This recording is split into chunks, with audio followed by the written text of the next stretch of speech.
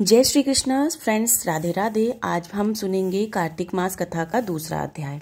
आइए सुनते हैं। ब्राह्मणी ने अपनी बहू से कहा कि कभी भी चूल्हे की आग बुझने मत देना और मटके का पानी खत्म मत होने देना। एक दिन चूल्हे की आग बुझ गई।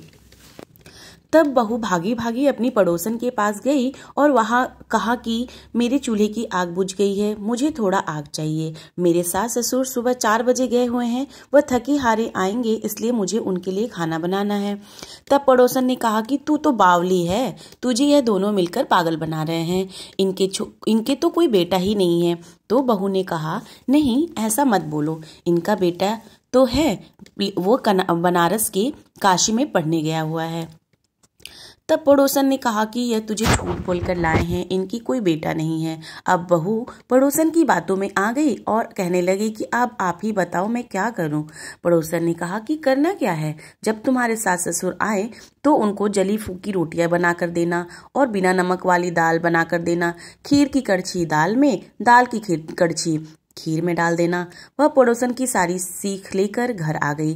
जब उसके सास ससुर आए तो उसने ना तो उनका आदर किया, ना ही उनके कपड़े धोए। जब उसने सास ससुर को खाना दिया तो सास बोली, बहू आज ये रोटियां इतनी जली फूकी क्यों हैं और दाल में भी आपने नमक नहीं डाला है।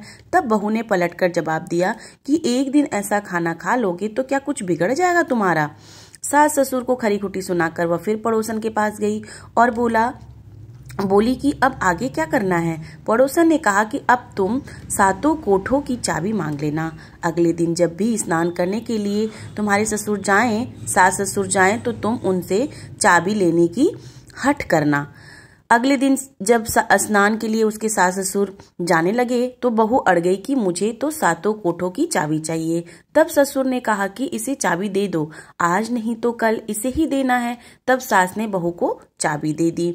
सास ससुर के जाने के बाद जब बहू ने दरवाजे खोले तो देखा कि किसी में अन्न भरा है, किसी में धन भरा है और किसी कोठे में बर्तन पड़े हैं। जब उसने सबसे ऊपर का 7वां कोठा खोला तो देखा कि शिव जी, पार्वती माता, गणेश जी, लक्ष्मी माता जी, पीपल पथवारी, कार्तिक के ठाकुर, राई, दामोदर, तुलसा जी का बिड़वा, गंगा यमुना की 33 कोटि देवी देवता विराजमान हैं। वहीं पर एक लड़का चंदन की चौकी पर बैठा माला जप रहा है। यह सब देखकर उसने लड़के से पूछा कि तुम कौन हो। तब लड़का बोला कि मैं तेरा पति हूँ, अभी दरवाजा बंद कर दे, जब मेरे माता पिता आएंगे तब दरवाजा खोलना। यह सब देखकर बहुत खुश हुई बहू और 16 श्रृंगार का सुंदर वस्त्र पहनकर अपने सास ससुर का इंतजार करने लगी। उसने अपने सास ससुर के लिए अच्छे अच्छे पकवान बनाए।